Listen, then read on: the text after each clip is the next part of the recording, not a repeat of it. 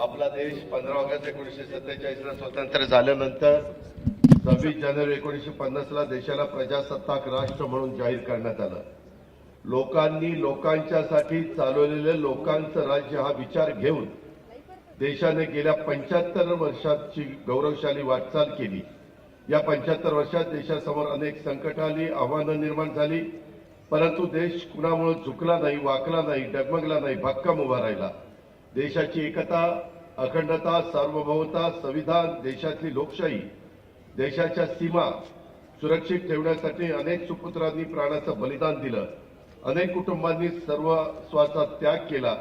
त्या सर्वांच्या त्याग आणि बलिदानापुढे नतमस्तक होण्याचा आजचा दिवस।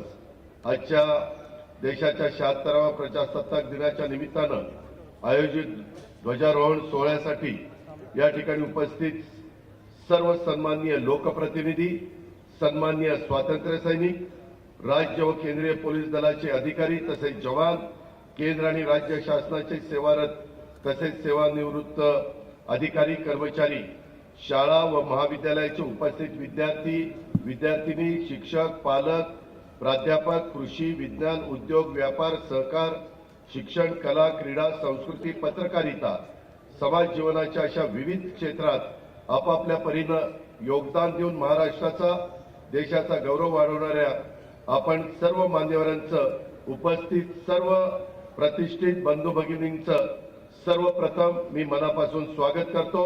आपल्या सर्वांना प्रजासत्ताक दिनाच्या शुभेच्छा देतो।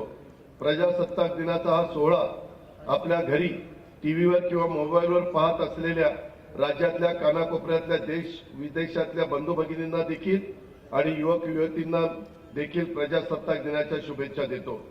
त्याच्यामध्ये आज आपण सगळ्यांनी आजचा दिवस भारतीय प्रजासत्ताकाचा, भारतीय लोकशाहीचा, भारतीय स्वातंत्र्याचा उत्सव साजरा करण्याचा दिवस। शेकडो वर्षांच्या पारतंत्र्यानंतर 15 ऑगस्ट 1947 ला देश स्वतंत्र झाला। त्यावेळी आपल्यासमोर अनेक संकट आणि आव्हानं पण होती। त्या संकटावर, आव्हानावर मात करण्याची दिशा 26 जानेवारी 1950 ला भारताला प्रजासत्ताक राष्ट्र म्हणून स्वीकारून आपण निश्चित केली। तेव्हापासून 75 वर्षात देशासमोर प्रत्येक संकटाला, आव्हानाला एकजुटीनं निर्धाराने सामोरं जाण्याचं काम प्रत्येक भारतीय देशवासियांनी केलं। देशांतर्गत कितीही मनभेद असले तरी देशासमोर, बाह्य संकटासमोर संपूर्ण देश एक आहे ही भावना गेल्या 75 वर्षात अधिक मजबूत केली। ही भावना मजबूत होण्यामागे घटनेचे शिल्पकार डॉक्टर बाबासाहेब आंबेडकरांनी दिलेल्या संविधानाची ताकद आहे। देशाने स्वीकारलेल्या सर्व धर्म समभावाचा विचाराचं बळ आहे। गेल्या 75 वर्षात जगातल्या इतर देशात लोकशाही व्यवस्थेचे धक्के बसत असताना आपली लोकशाही सुरक्षित राहिली।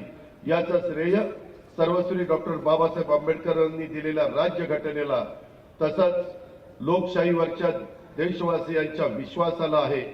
देशाने केलेल्या गेल्या 75 वर्षामध्ये शेती, उद्योग, व्यापार, शिक्षण, आरोग्य, सहकार, विज्ञान, तंत्रज्ञान, संशोधन, कला, क्रीडा, साहित्य, संस्कृती, सामाजिक सुधारणा अशा क्षेत्रातील उल्लेखनीय प्रगती केली। या प्रगतीचं श्रेय 75 वर्षाच्या काळात देशाच्या राजकीय, सामाजिक, शैक्षणिक, सांस्कृतिक, औद्योगिक, आर्थिक क्षेत्रातल्या नेतृत्वाने जी मेहनत घेतली, कार्यकर्त्यांनी जी साथ दिली, त्यांच्या त्या मेहनतीला आहे। काल प्रजासत्ताक दिनाच्या पूर्वसंध्येला केंद्र सरकारच्या तर्फे पद्म पुरस्कार जाहीर करण्यात आले। आपल्या राज्यातून माजी मुख्यमंत्री मनोहर जोशी साहेब यांना मरणोत्तर, गायक पंकज उधास यांना मरणोत्तर, निर्देशक अभिनेता शेखर कपूर यांना पद्मभूषण पुरस्कार जाहीर केले।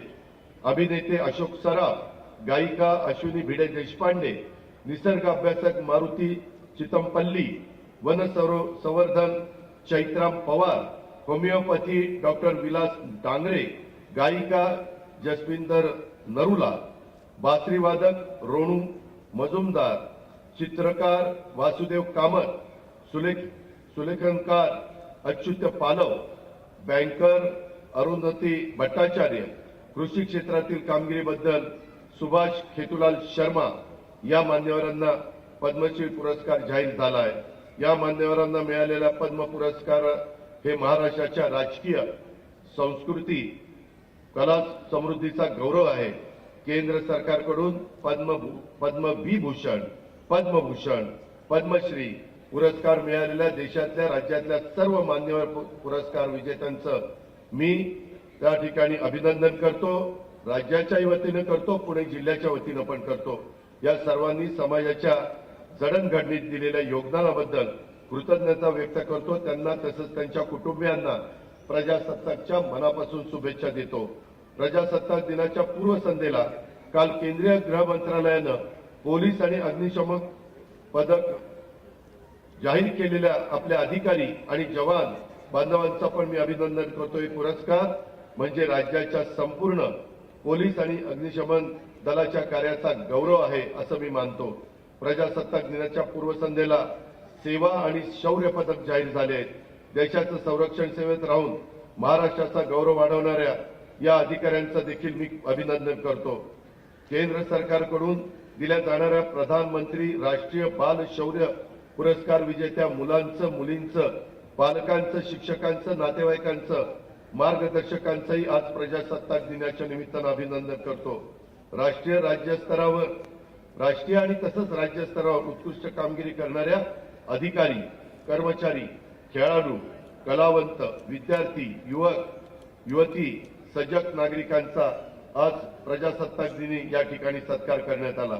ज्या अधिकारी, कर्मचारी बांधवांना, मान्यवरांना आज उत्कृष्ट कामगिरीबद्दल गौरवण्यात आलेला आहे, त्यांचा हा प्राथमिक सत्कार आहे याची जाणीव त्यांनी त्या ठिकाणी ठेवली पाहिजे. आज या ठिकाणी मला एक गोष्ट पुणेकरांना जरूर सांगायची, आपल्याकडे सध्या GBS ह्या प्रकारचा आजार आलेला आहे. रुग्णांच्या संख्येत वाढ होतीये. पुणे महानगरपालिकेनं आपल्या इथं कमला नेहरू हॉस्पिटलमध्ये तिथल्या सगळ्या पेशंट लोकांची व्यवस्था केलेली आहे. बिल मोठ्या प्रमाणावर येत आहे, परंतु कुठल्याही परिस्थितीमध्ये नागरिकांना आर्थिक ताण पडू नये म्हणून महानगरपालिकेला तशा सूचना दिलेल्या आहेत आणि आयुक्तांनी कमला नेहरू हॉस्पिटलला तिथं ती व्यवस्था केलेली आहे. पिंपरी चिंचवडच्या परिसरामध्ये आपण YCMला ही सगळी व्यवस्था केलेली आहे. जसं कोरोनाच्या काळामधलं संकट आपण वेळीच ओळखून उपाययोजना केलेल्या होत्या, तसं हेही एक आजाराचं नवं संकट आपल्यावर आलेलं आहे. रुग्णांची वाढ होतीये आणि त्याच्यातनं घाबरून जाऊ नका. त्या संदर्भामध्ये संपूर्णपणे माहिती आरोग्य विभागाने दिलेली आहे. मुख्यमंत्र्यांचं, उपमुख्यमंत्र्यांचं, सर्वांचं, आरोग्य मंत्र्यांचं तिथं बारकाईनं लक्ष आहे. अधिकाऱ्यांना, डॉक्टरांना पण योग्य त्या सूचना दिलेल्या आहेत. राज्याच्या या प्रगतीमध्ये तुम्हा सर्वांचं आणि राज्यातल्या प्रत्येक व्यक्तीचं योगदान आहे. याबद्दल पुन्हा एकदा आपल्या सर्वांचे मी आभार मानतो.